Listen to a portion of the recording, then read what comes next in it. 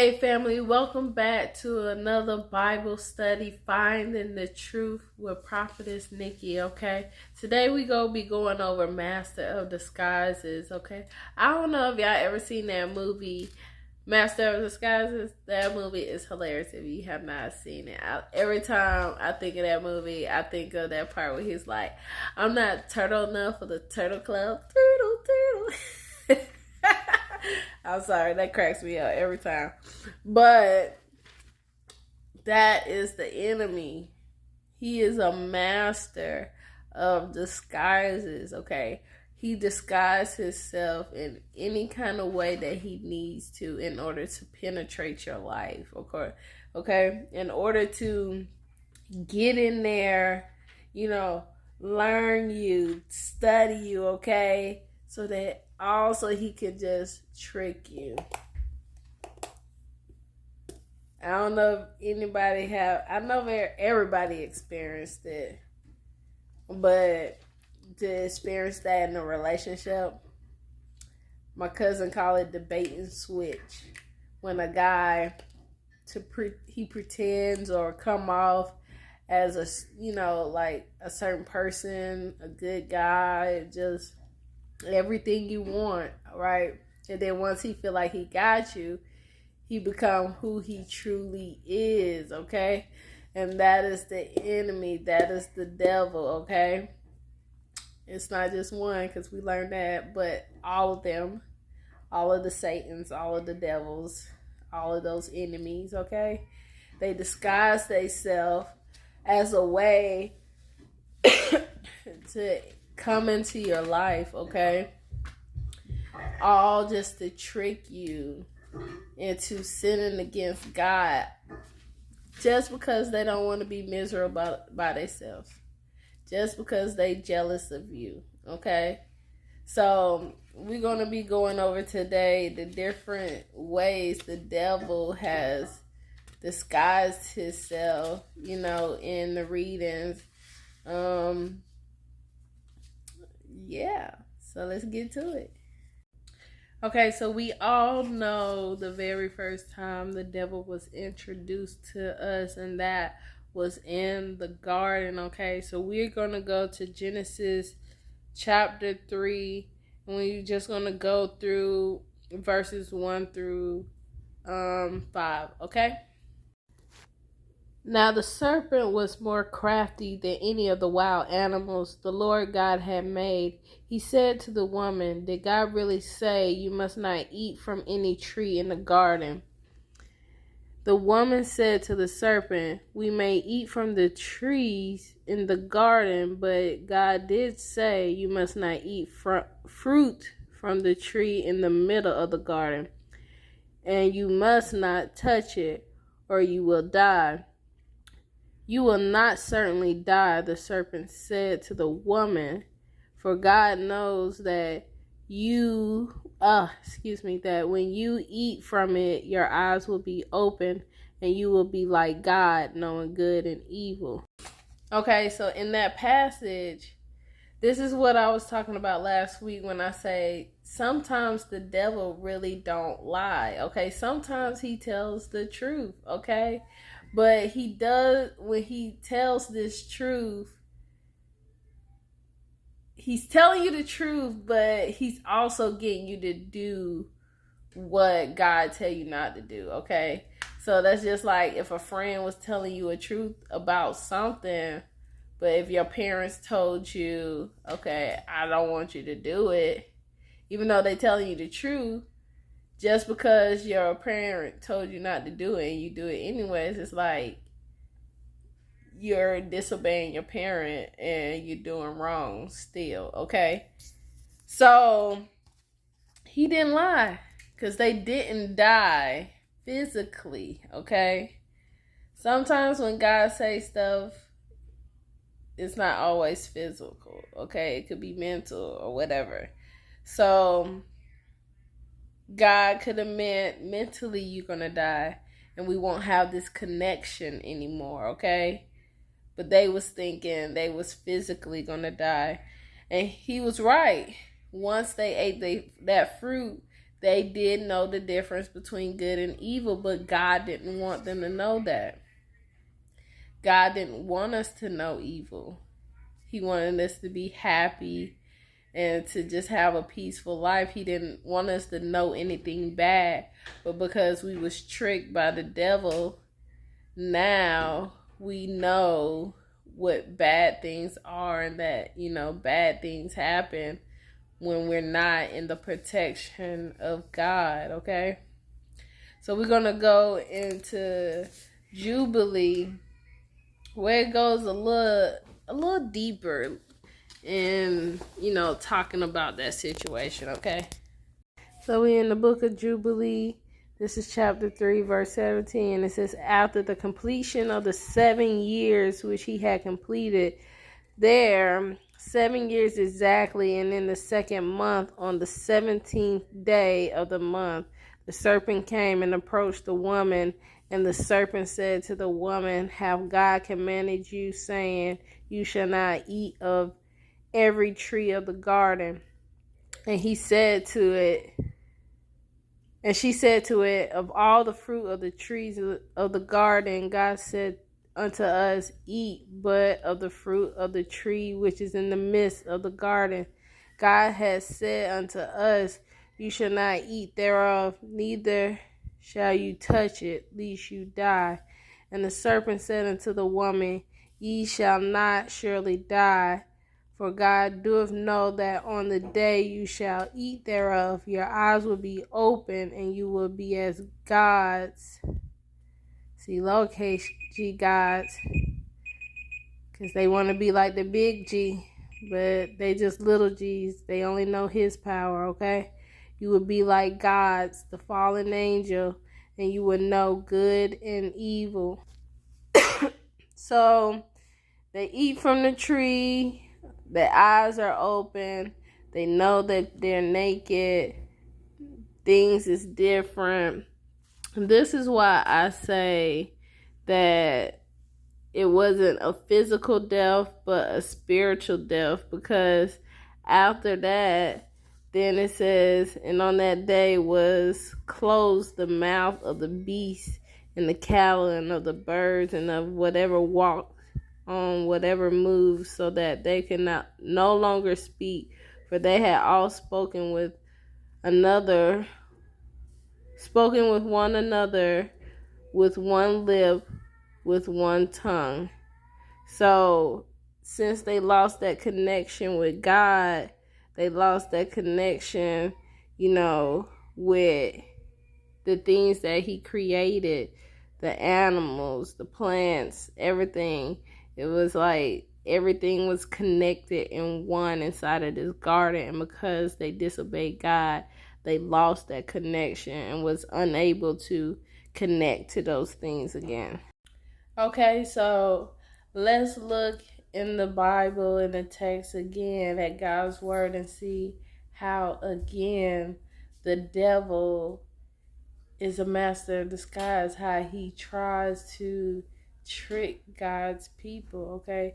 So we're going to go to, the famous story of God going to sacrifice Isaac, okay? So we're going to look at this text and see how the devil tried to disguise itself and trick them in this moment in time.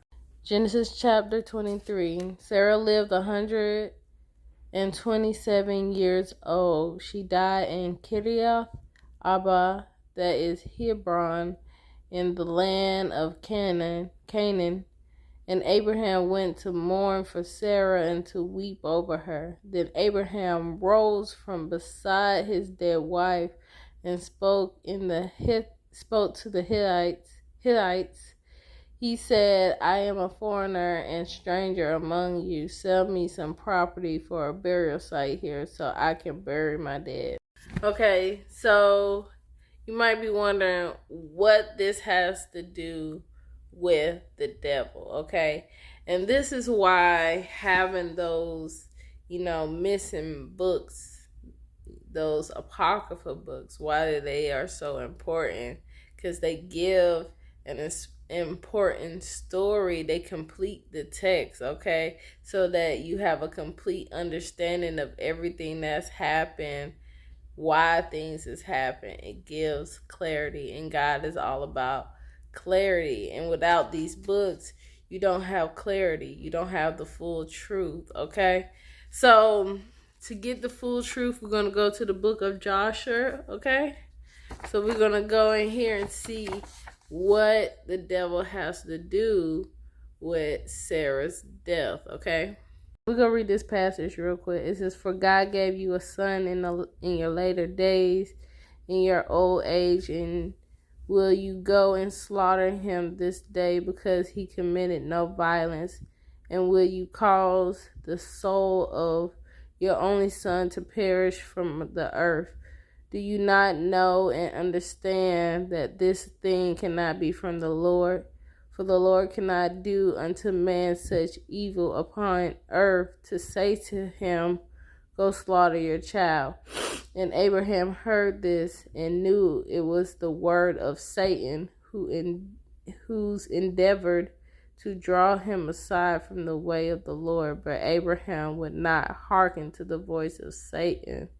And Abraham rebuked him so that he went away." See, okay, this is the first part. He's pretending to be God, okay? He's pretending to be a voice from God, okay? To try to persuade and manipulate, Abraham from doing what God had told him to do, which was to go and to sacrifice his son on the mountain, okay? And then we're going to go over here, and it says, Satan went from them, and seeing he could not prevail over them, he hid himself from them. And he went and passed before them in the road, and he transformed himself to a large brook of water in the road. And Abraham and Isaac and his 2 young men reached that place, and they saw a brook large and powerful as the mighty waters. And they entered the brook and passed through it. And the waters at first reached their legs, and they went deeper in the brooks, and the waters reached up to their necks. And they were all terrified on account of the water. And while they were going over the brook, Abraham recognized that place, and he knew that there was no water there before. And Abraham said to his son Isaac, I know this place in which there was no brook nor water.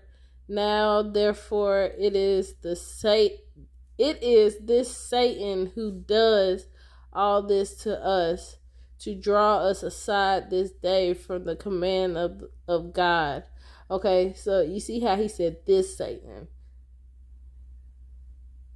It's more than one Satan. But that day, he had one particular Satan that was after him, okay? So as you can see, he can transform himself into animals, into water. He can try to persuade you through, voices. That's why David said, let us know that it's more than just God's voice out here that would try to sound like God and persuade you to do things that's not God, okay? Okay, so I know you're sitting here wondering, what do all of this have to do with Sarah? Okay, we're getting there. But I wanted to show you everything that led up to that point in the Bible, okay? So this is the journey on, Abraham's journey to go sacrifice Isaac. Okay, so the devil has already played a part twice already on this journey. First, he tried to appear as a voice from God, okay? Then he transformed into a brook of water to discourage them from continuing the journey. See, the devil can He might not always say anything to you, okay? He might just appear as an obstacle in the road, okay? To discourage you from continuing your journey. He plays on your fears, okay? So it just shows the different disguises that he will go an extent to try to keep you from getting to the land of milk and honey, to getting that promise that God made to you, okay? Because he don't want you to get there. He don't want you to be your best you, okay? He wants you to suffer.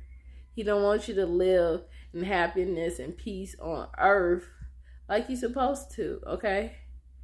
We supposed to be in happiness and peace and all of that here. We can create that here before we even leave. But he tries to stop that because he don't want to see us happy. He wants us to be miserable like him because he's miserable. Most of them is miserable. Some of them is chained up, okay, until judgment day.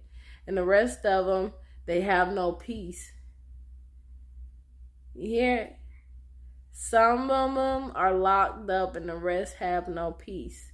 And because they're locked up and tormented and have no peace, they're trying to project that same energy onto you so that you will feel those things here while God was trying to give you peace and happiness and joy and abundance and life here on earth before you make it to judgment. So now every day is a fight for your life, okay? Until that time comes that God calls the ones that chose. That's why they're called the chosen ones. It's because they chose to love God. They chose to, follow his laws and commands. They didn't have to. God is not making anybody choose him, okay?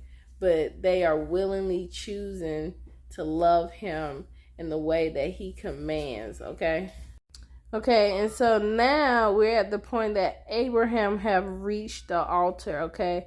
And it says, Abraham lifted up his eyes and saw, and behold, a ram was caught in the thicket by his horns.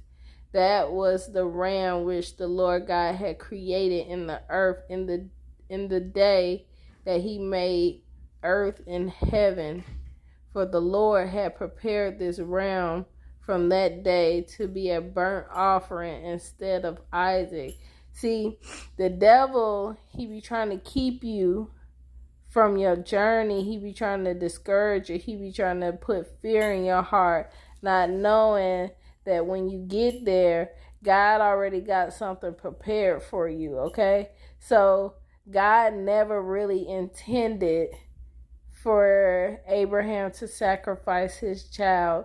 The only reason why he said it was because Isaac had told his brother Ishmael that if God said it, he'll do it. So he just was testing all of them. He was testing their word, okay?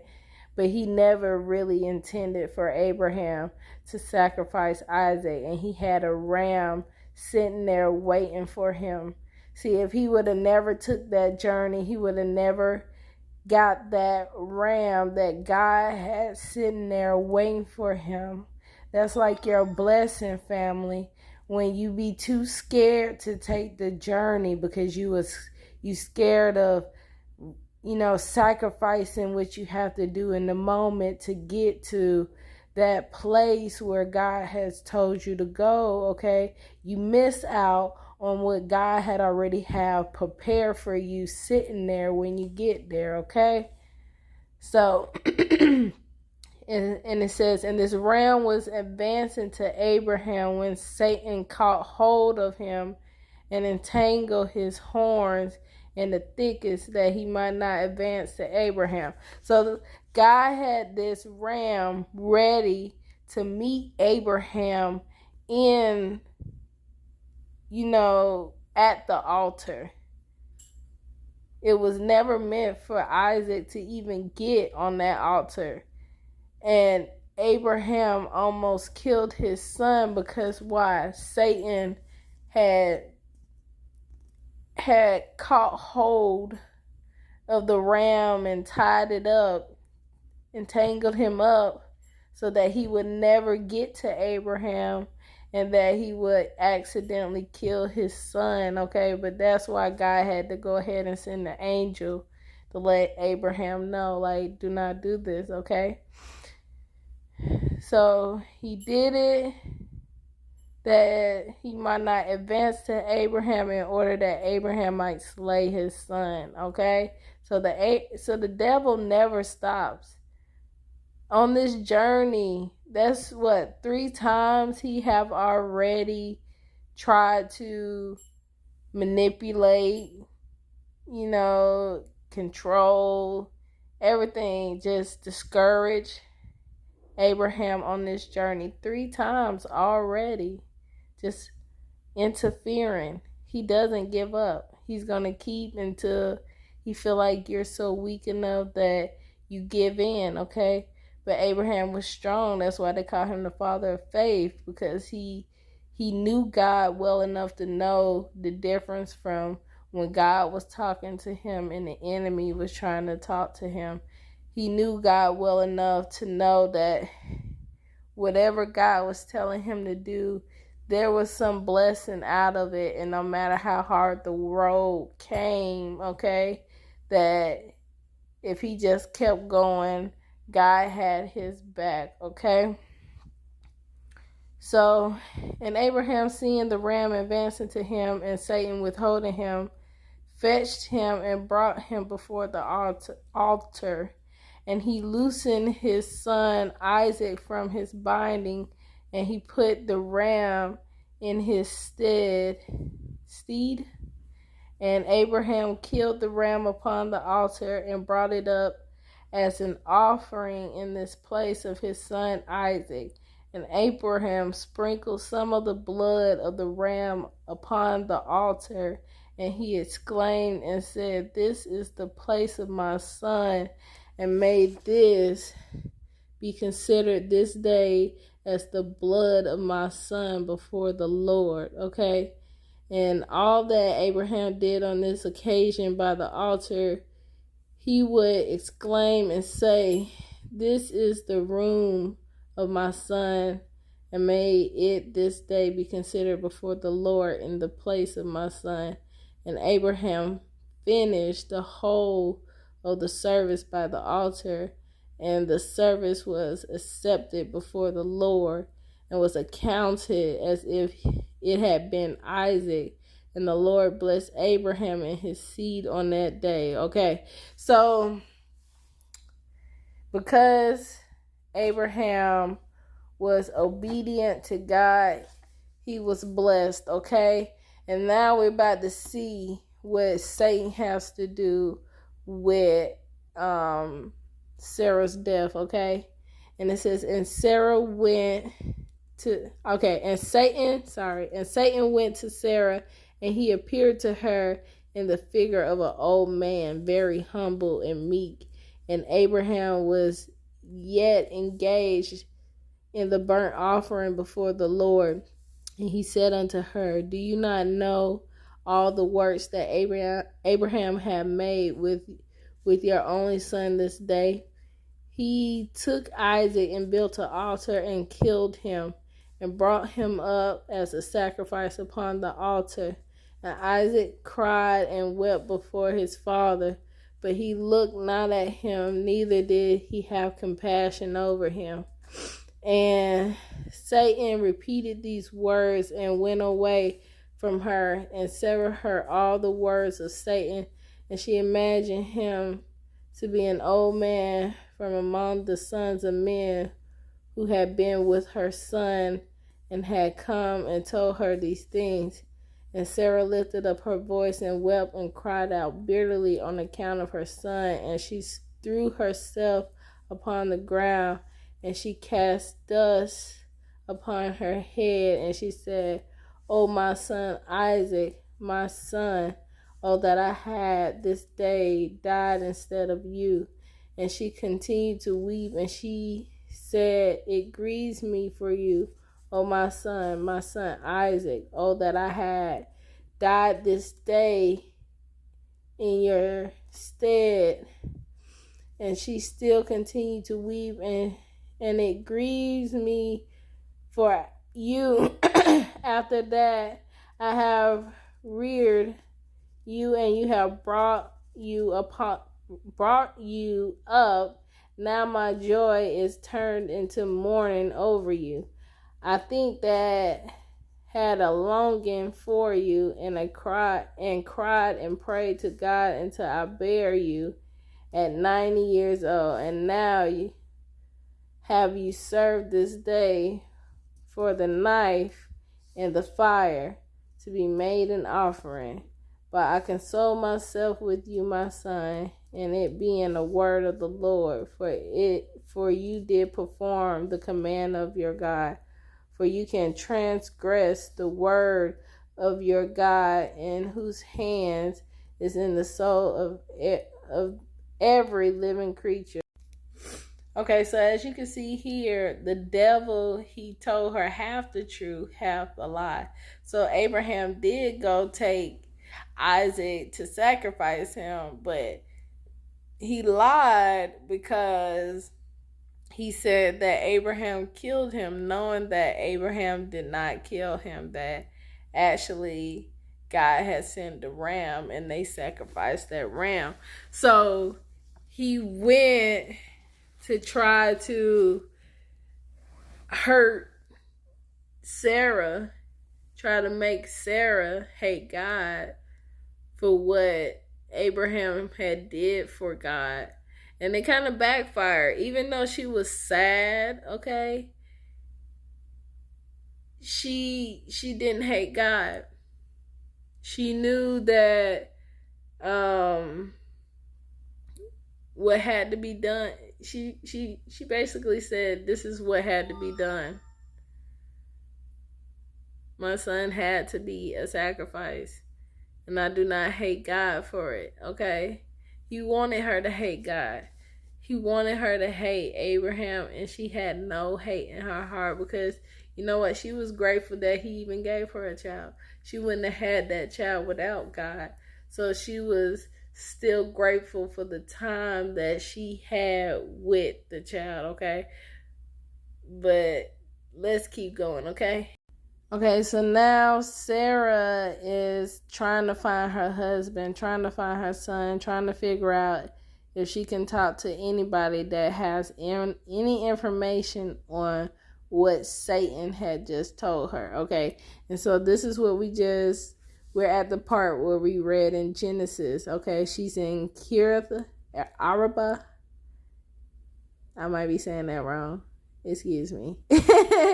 Which is in Hebron, okay? And she was going around asking concerning her son, okay? And so the devil come back to her again and says, "And behold, Satan came to Sarah in the shape of an old man, and he came and stood before her. And he said unto her, I spoke falsely unto you, for Abraham did not kill his son, and he is not dead." And when she heard the words, her joy was so exceedingly violent on account of her son, that her soul went out through joy. She died and was gathered to her people. And when Abraham had finished his service, he returned with his son Isaac to his young men, and they rose up and went together to Beersheba, and they came home. And Abraham sought for Sarah and could not find her, and he made inquiries concerning her. And they said unto him, She went as far as Hebron to seek you, both where you had gone. For this was she informed. So as you can see, what killed is crazy. That she didn't die from the thought of her son dying, but she died from the thought, from knowing that her son was still alive. I guess because she was old in age, that's that much excitement kind of just like mess with her heart. But was that the devil's plan? Because he knew she was old. He was trying to kill her with this information, okay? Because it was the way he told her. See, and then he came back and told the truth. He said, I spoke falsely. He didn't kill him. So that's why I say the devil don't always lie. Sometimes it's the way he say things. Sometimes, is the things that he leave out. And sometimes it's the extra that he put in, okay? So that's what make it a lie, okay? Because sometimes he leaves stuff out, okay? That is important information that you need, okay? Sometimes he adds stuff in that shouldn't be there. And so it gives you the wrong information and makes the wrong decision, okay? And then sometimes, he's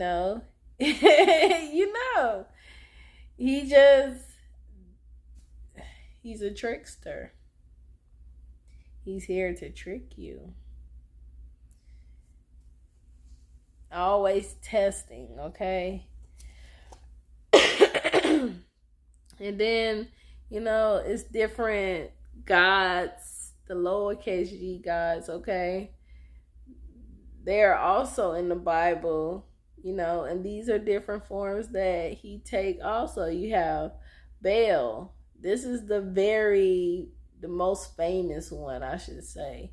A lot of celebrities and wealthy people, worship this guy. He's the guy that, they make blood sacrifices to.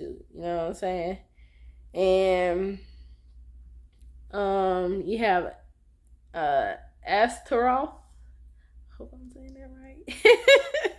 Okay. It says he was the great Duke of Hell, okay? In the first hierarchy, with Beelzebub and Lucifer. Okay, so that was they call it the Trinity of Hell. They were the three Trinity of Hell, the three hell leaders, I guess you can say that, okay? And, and then you have Tammuz, the god of fertility. And most of these are like god or fertilities, okay? And it's crazy how people see these gods as gods when they don't have a full power. You notice that? Their power is specific to certain things. The god of war, the god of water. That's because that was the power God taught them before they fell from heaven. Remember when I said they all had a certain job? Some was in charge of the sun, the moon. So God is just sitting on his throne. He's the CEO. He's the COO. Okay, he's the owner. Okay? And so that he don't have to do all the work. He has his employees, the angels, okay? And they all have different rank, okay? And they all have different positions. Some are soldiers that guard his throne. He got some that, have people they look after. He got some that's in charge of the stars, the moon, the sun, the wind, the rain. They all have a job, okay? And so the ones that fail, they only had the knowledge of the job the power of the job that they was working, okay? So they don't have the full power of God, and that's why they're not as powerful as God, because they can't do everything that he can do. They can only do that specific thing that he gave them knowledge of, okay? So, but you can see, when you see these Egyptian, writings on the walls, these little gods that they have, these are the fallen, and they only had certain, power, okay? Certain knowledge. And that knowledge could only take them so far, but if they would have worshipped God, God could have gave them more. which they didn't realize, okay, because these little guys, they power only goes so far, okay? It only goes so far, okay? And it's the same thing with the Greeks. That's why they fell so hard. They was worshiping these fallen angels. All these fallen angels, all these Greek mythologies, these are the fallen angels. And they brought with them the power that they held in heaven, and they showed it to these humans. And so these humans was like, oh my gosh, they're gods. But they wasn't. And I've been trying to find that story that I read about self. I probably read it in one of my books that I've lost, so I probably have to recover that book so I can find it and show you guys. But it was like self was going to make a sacrifice to God, and the devil transformed himself into a beautiful angel, and he went and talked to self and tried to get him to come to a land, okay? And in this land, he said, there's not one God, but we're all gods, okay? That's how they see themselves. They see themselves as all equal, because they want to be equal to God, but they're not. So they're equal among themselves, okay? In their land, they're all equals. They're all gods. They're all lords, okay? And in this land, he said, anything goes. He had beautiful women that he could marry, and he could stay in this land forever. He was trying to tempt him with all these different things, okay? And he was trying to get him to leave with him. But self was like, I can't go with you because my parents will realize that I've been gone for too long, and it would kill them. These was Isaac's words. I have to get permission from my parents first, because if I'm gone too long, they will know. And it would kill them, because they would be worried about me. And Satan's word was, you must not tell your father because they will know. That was the red flag right there. You must not tell your parents because they will know. They would know that he's the devil. They would know, because they already been tricked once. So they was like, you tricked us out of our happy place once. You're not going to do it again, right? So he like, don't tell your parents because they'll know. I don't know if you know, self caught on to that little piece right there, because that was the main red flag to let you know, like, if this was from God, why wouldn't you want me to tell my parents? Why wouldn't you want them to know? If this was something truly good for me, if this is the direction I truly should be going, why do you want me to keep it a secret? Why do you want me to hide it? Okay? And so he just kept trying to persuade self to leave with him, and self was like, I can't. He's like, you can, you know, go back home and then come sneak out with me in the middle of the night, and I'll have you back by morning. See, all this sneakiness, all this trying to do stuff in the darkness, that's the devil. Sneaky. He want to hide things. He want to keep things in the dark, because if it was right, he wouldn't care who saw or who knew, okay? So next week we're going to be going over, you know, how Jesus contradict God, okay? I love you, family. Have a great day.